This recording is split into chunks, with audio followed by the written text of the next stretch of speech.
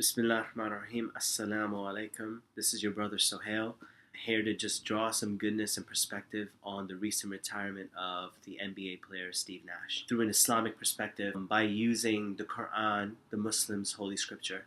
Yesterday we found out something really inevitable. You know, everyone has to retire at one point or another because of age or health issues, whatever it may be. Steve Nash was in his 18th year. It was really sad he announced his retirement yesterday, and it got me thinking about life after basketball. And unfortunately, a lot of people don't know about the realities of the hereafter. A lot of people are just so prepared and concerned about this worldly life and obtaining as much success we can over here. But unfortunately, this life is temporary, and so are all your accomplishments over here. Everything that you do ultimately is to please Allah and subhanahu wa ta'ala. And you have to make sure that your deeds are so precise that you make sure that they roll over into, or carries over to the hereafter. Allah subhanahu wa ta'ala asks us a beautiful question in the Holy Quran. In the 18th chapter named Surah Kahf, the cave, Allah subhanahu wa ta'ala asks us towards the end that, do you know who are the greatest losers in this world? Allah subhanahu wa ta'ala answers this question by saying, people are those whose labors are lost in this world's life, and they think that they're acquiring a lot of good.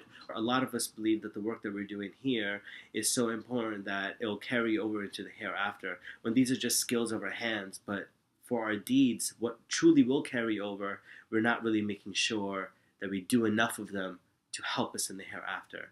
When a person passes away and he's spending his first night in the grave, we as Muslims understand that there will be two angels who approach you, and they'll ask you three very specific questions. Guess what?